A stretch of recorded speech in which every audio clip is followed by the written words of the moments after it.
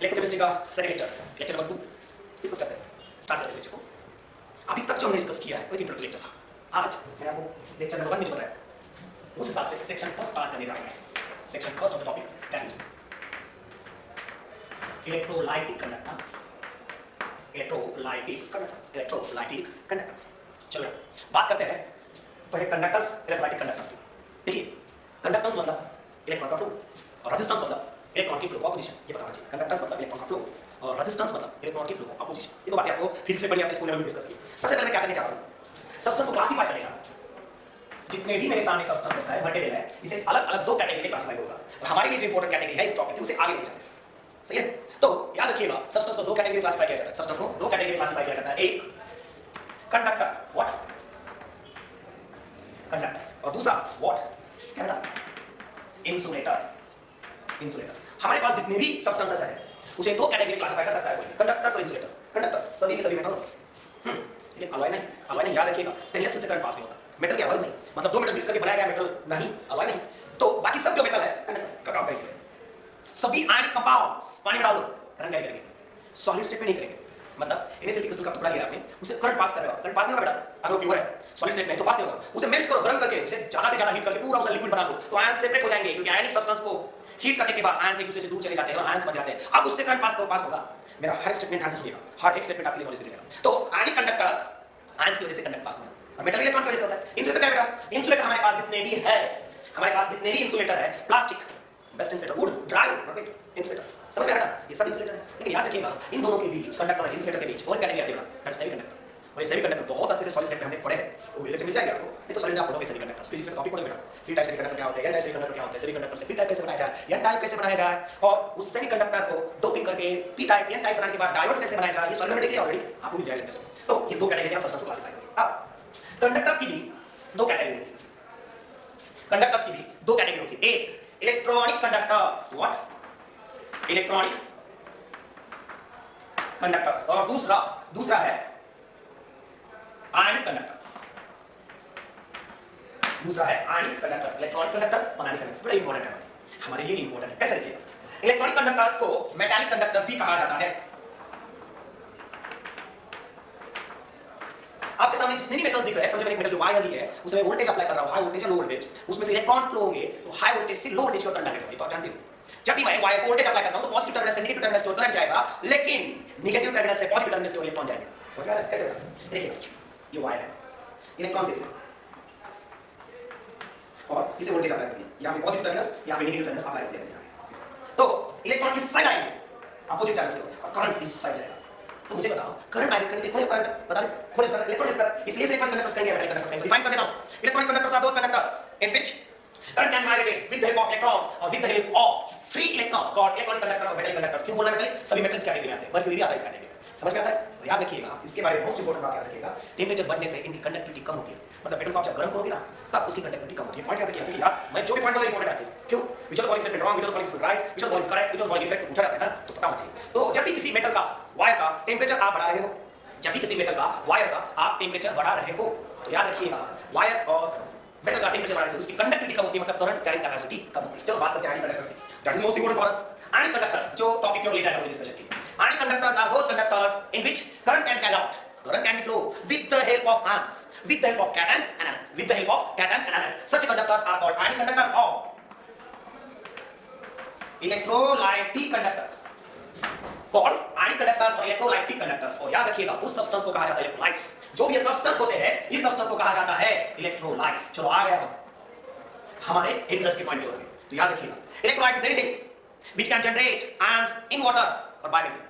Electrolytes in any substance which can generate cation and anion and helpful to carry the current। Current carry करने के लिए help करते हैं और ions produce करते हैं, उसे कहेंगे इलेक्ट्रोलाइट्स। उसे क्या कहेंगे? इलेक्ट्रोलाइट्स। तो बात करते हैं इलेक्ट्रोलाइट्स की।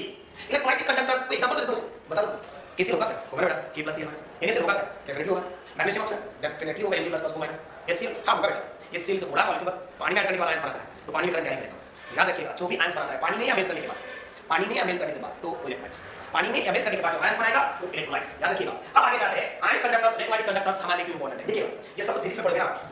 वायर लीजिएगा, उसकी लेंथ L है, उसका एरिया क्रॉस सेक्शन A है, तो उस वायर का रेजिस्टेंस कैलकुलेट कैसे किया जाता है, ओम्स लॉ अप्लाई कैसे किया जाता है, ये सब आप फिजिक्स से पढ़ते हो। तो हमारे लिए मेटल कंडक्टर इंपॉर्टेंट है ही नहीं। हमारा इंपॉर्टेंट क्या है, हमारा इंपॉर्टेंट है आयनिक कंडक्टर्स, इलेक्ट्रोलाइटिक कंडक्टर्स। क्यों? क्योंकि हम इंटरेस्ट रखते हैं आयंस में, आयंस के वाइब्रेशंस में, और उस आयंस के वाइब्रेशंस को ही इलेक्ट्रोकेमिस्ट्री में स्टडी करना है इस फील्ड के अंदर, इलेक्ट्रोलाइटिक कंडक्टर्स के अंदर। तो याद रखिएगा इलेक्ट्रोलाइटिक कंडक्टर्स में इलेक्ट्रोलाइट स्टडी करना है। तो मैं क्या करूंगा, इलेक्ट्रोलाइट्स को आपको क्लासिफाई करके देगा। तो समझ में आ गया, इतने हो गए आयनिक कंडक्टर्स, इलेक्ट्रोलाइटिक कंडक्टर्स। तो अब मैं इलेक्ट्रोलाइट्स को आपके सामने क्लासिफाई करेंगे, ये वही क्लासिफिकेशन, अब मैं इसे क्लासिफिकेशन लिखूंगा। ये समझ में आ गया, इसे हम स्टडी करने वाले हैं। चलो अब बात करते हैं इलेक्ट्रोलाइट्स की, ये हमारे लिए इंपॉर्टेंट है। देखिए electrolytes,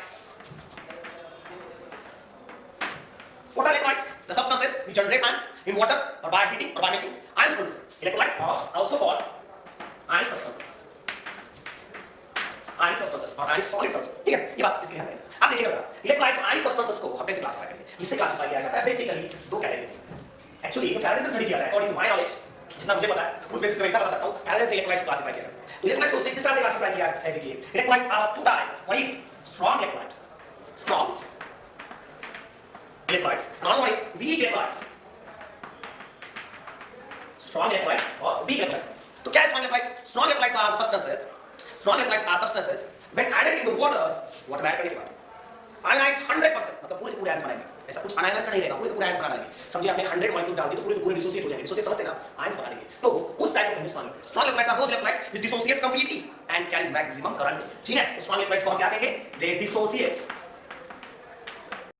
याद रखिए स्ट्रॉन्ग इलेक्ट्रोलाइट्स में एग्जांपल देने जा रहा हूं मैं, इसमें सभी स्ट्रॉन्ग एसिड्स आते हैं। Strong electrolytes are all strong acid, S stands for strong acid. Example strong acid, example HCl strong acid है, H2SO4 स्ट्रॉन्ग एसिड है, HNO3 स्ट्रॉन्ग एसिड है। ये सभी स्ट्रॉन्ग एसिड किस कैटेगरी में आएंगे, स्ट्रॉन्ग इलेक्ट्रोलाइट्स में। क्यों? HCl को पानी में डाल दो, पूरे के पूरे H+ और Cl- बनेंगे ही बनेंगे, HCl बचेगा ही नहीं। क्या बचेगा नहीं, HCl बचेगा। H2SO4 डाल दो, H+ और SO4 माइनस माइनस बनेगा, कुछ बचेगा नहीं।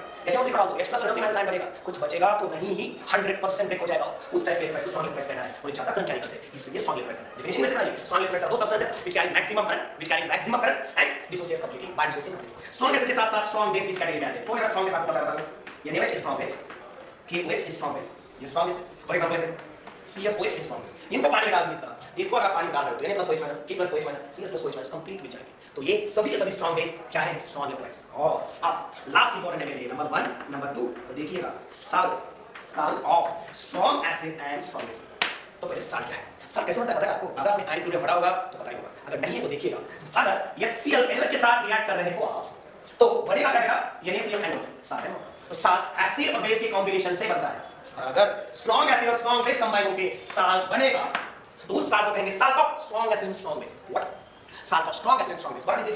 HCl और NaOH कंबाइन करो, NaCl HCl और KOH कंबाइन करो, H2SO4 और KOH कंबाइन करें तो नहीं K+SO4।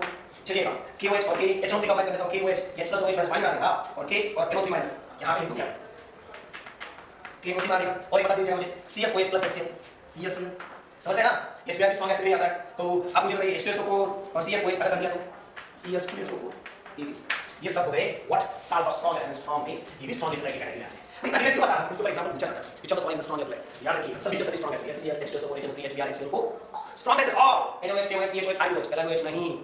Salt of strong acid strong base, strong acid और स्ट्रॉन्ग बेस कंबाइन करके जो साल्ट बनेगा वो भी पूरा का पूरा डिसोसिएट होगा। तो याद रखिएगा स्ट्रॉन्ग इलेक्ट्रोलाइट के लिए मोस्ट इंपोर्टेंट थिंग है अल्फा होता है 100%। फिर आपको क्या अल्फा क्या है, डिसोसिएशन कांस्टेंट, मतलब जिसका डिसोसिएशन पूरा उसका अल्फा 100%, अल्फा 100% होता है, मतलब परसेंटेज अल्फा उसका डिसोसिएशन 100% होता है, डिसोसिएशन का कांस्टेंट 100% पूरा का पूरा डिसोसिएशन। अब वीक इलेक्ट्रोलाइट ये क्या होता है, वीक इलेक्ट्रोलाइट क्या होता है बेटा, weak electrolytes are two types. Weak electrolyte दो टाइप के, कौन से?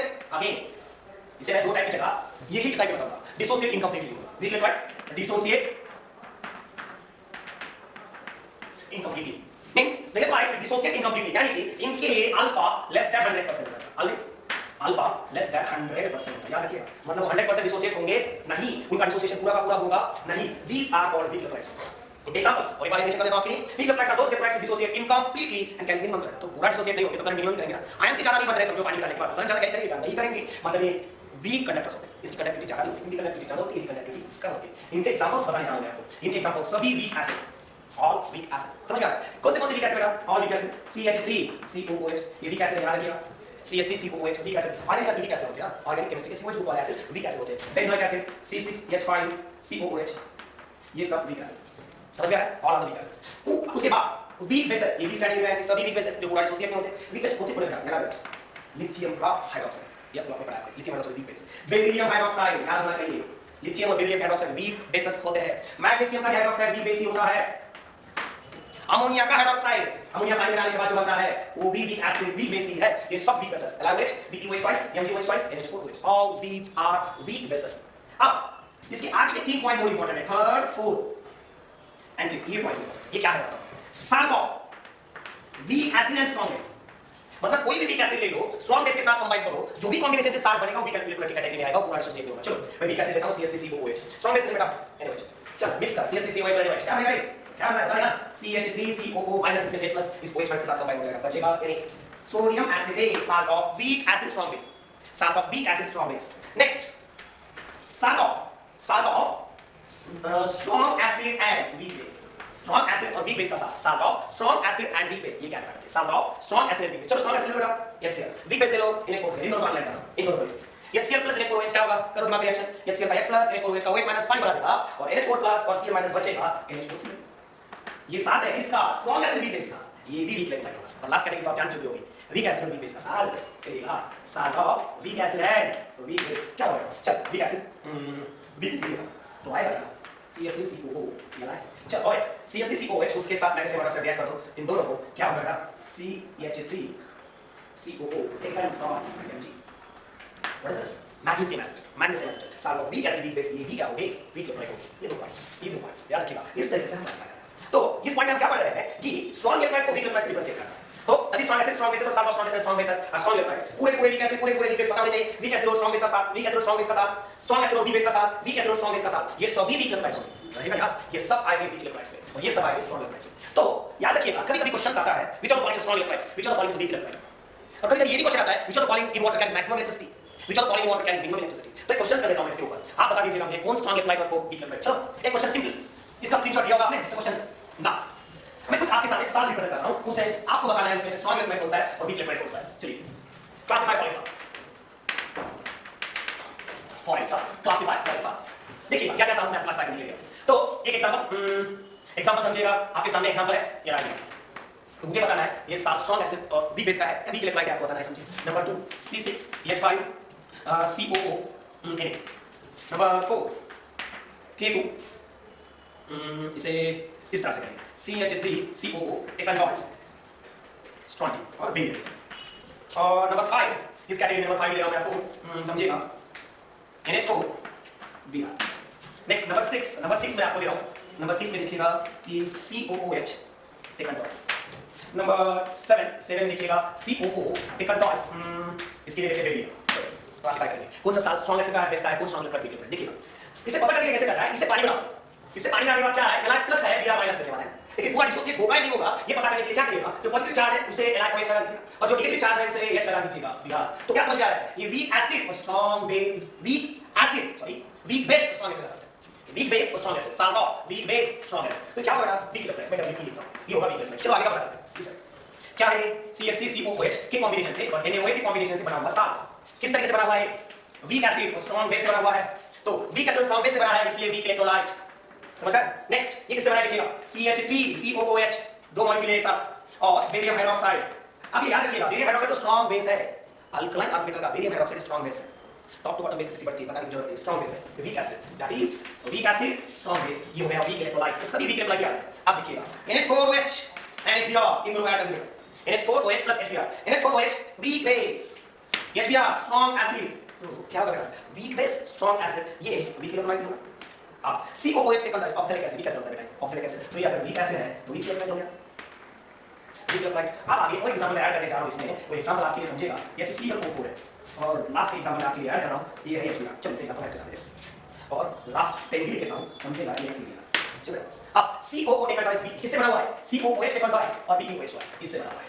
तो किससे, वीक एसिड वीक बेस से बना हुआ है, वीक एसिड वीक बेस से बना हुआ है। तो क्या हो गया weak electrolyte, week acid weak base combination जो भी साल्ट बनेगा वीक इलेक्ट्रोलाइट। ये COO स्ट्रॉन्ग एसिड है तो strong electrolyte, HBr strong acid बताइए होना चाहिए, ये स्ट्रॉन्ग इलेक्ट्रोलाइट।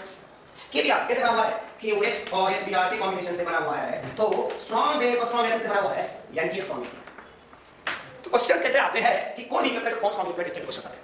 इसके पहले भी मैं वही बात बता रहा हूं आपको, आपके सामने 10 एग्जांपल दिए हैं, तो इसमें स्ट्रॉन्ग इलेक्ट्रोलाइट 3 है, वीक इलेक्ट्रोलाइट 1 2 3 4 5 6। इनके क्वेश्चन भी पूछा जा सकता है, इतने पूरे दिए जाएंगे आपको और इसमें 10 में से कितने स्ट्रॉन्ग इलेक्ट्रोलाइट हैं, कितने वीक इलेक्ट्रोलाइट पूछा जाएगा। वीक इलेक्ट्रोलाइट 1 2 3 4 5 6 स्ट्रॉन्ग इलेक्ट्रोलाइट 1 2 3 सबसे वीक इलेक्ट्रोलाइट कौन होगा? नहीं तो ऐसे क्वेश्चन करता हूं, देखिए 10 ऑप्शन है आपके सामने, क्वेश्चन क्या कर रहा हूं देखिएगा। क्वेश्चन इस तरह से बता रहा हूं मैं आपको, which of the following salt or which of the following electrolytes in water or which of the following electrolytes in its aqueous solution carries minimum current? Which of the following electrolytes carries minimum current in its aqueous solution? कौन होगा? बता दो फटाफट से। ये देखो, ये तो है ही, सबसे वीक कौन सा है ना? वीक में वो तो कभी करंट कैरी करेंगे, सबसे वीक ये होगा, क्योंकि वीक एसिड और वीक बेस से बना होगा, तो पूरा डिसोसिएट नहीं होगा ना, तो इसीलिए वीक एसिड और वीक बेस का जो भी साल्ट है सबसे वीक इलेक्ट्रोलाइट है। अब क्वेश्चन ऐसे ही पूछा जा सकता है, which of the following carries maximum current in water? Which of the following carries maximum current in its aqueous solution? कौन सा वाटर में aqueous solution में maximum current कैरी करेगा? कौन देखिए, स्ट्रॉन्ग बेस का कौन है? स्ट्रॉन्ग बेस का जो भी होगा, ये इससे करंट मैक्सिमम करंट कैरी करेगा। याद रखिएगा, मोस्ट इंपोर्टेंट सेक्शन इस टॉपिक का वही है, स्ट्रॉन्ग इलेक्ट्रोलाइट और वीक इलेक्ट्रोलाइट। और strong electrolyte do dissociate completely, carries maximum current. What is weak electrolyte? Do dissociate completely, carries minimum current. Incomplete dissociate हो रहे, मिनिमम करंट कैरी करें। पूरा डिसोसिएट हो रहे, मैक्सिमम करंट कैरी करें। Strong electrolyte, तो आपने इस क्लास में स्ट्रॉन्ग इलेक्ट्रोलाइट और वीक इलेक्ट्रोलाइट यही पूरा डिस्कस किया। अब इसके आगे जाना है थोड़ा सा, इसके आगे और दो डेफिनेशन जो पढ़ने हैं, वो दो डेफिनेशन बताता हूं मैं आपको और आगे जाना है। तो दो डेफिनेशंस क्या है बताइए। जैसे वायर का रेजिस्टेंस होता है ना, वैसे इस आयनिक सॉल्यूशंस को भी रेजिस्टेंस होता है, मतलब वायर भी करंट के फ्लो को अपोजिशन करता है, वैसे NaCl का सॉल्यूशन भी करंट के फ्लो को अपोजिशन करता है। तो बात याद रखिएगा, opposition to flow of current is resistance. दो डेफिनेशन आपके सामने दे देगा, एक रेजिस्टेंस जो कल के पास में मुझे आगे का डिस्कशन लेने के लिए, मतलब लेक्चर नंबर 3 जो मैं इससे आगे का लेकर उसमें डिस्कशन करने के लिए है, रेजिस्टेंस और कंडक्टेंस। बता दीजिएगा डेफिनेशन। रेजिस्टेंस R से डिनोट करेंगे, कंडक्टेंस G से डिनोट करेंगे। रेजिस्टेंस का यूनिट ओम है, कंडक्टेंस का यूनिट मोह है, अपोजिट टू रेजिस्टेंस। साइन इसका यूनिट है साइन, और ओम को इस तरीके से भी लिखा जाता है, मोह को इस तरीके से भी लिखा जाता है, ओम इनवर्स। समझ में आ रहा है? इस तरीके से भी लिखा जाता है, ओम इनवर्स। समझ में आ रहा है? ये सब नोटेशन। अब resistance is what? Opposition. Definition लिख के लिया आपको, resistance opposition to flow of current, flow of current is called resistance. और conductance is what? Reciprocal of resistance. What? G is equal to 1 by R। Definition, reciprocal of resistance is called conductance, is called conductance। opposition to flow of current is called what? Conductance। याद रखिए, resistance याद रखिएगा, ये wire के लिए जैसे होता है उसी तरीके से सॉल्यूशन के लिए होता है। तो आगे के लेक्चर में इन दो पॉइंट को बेस रख के मैं कंडक्टिविटी आपको पढ़ाने वाला हूं, स्पेसिफिक कंडक्टिविटी पढ़ाने वाला हूं, मोलार कंडक्टिविटी क्या होती है पढ़ाने वाला हूं, और इक्विवेलेंट कंडक्टिविटी भी क्या होती है बताने वाला हूं। याद रखिएगा, स्ट्रॉन्ग इलेक्ट्रोलाइट और वीक इलेक्ट्रोलाइट हमने स्टडी की। Resistance opposition to flow of current, और उसका यूनिट है कंडक्टेंस, रेसिप्रोकल रेजिस्टेंस, इसका मोह साइन, वो इनवर्स, मोह इनवर्स। ये ऑलरेडी अपने स्कूल लेवल में डिस्कस किया हुआ है, फिर भी आपको पता हो इसलिए मैं इसमें इंक्लूड कर रहा हूं। आगे के लेक्चर में इसके आगे का जो आएगा कंडक्टिविटी, मोलार, इक्विवेलेंट, स्पेसिफिक, वो डिस्कस करेंगे। Thank you very much.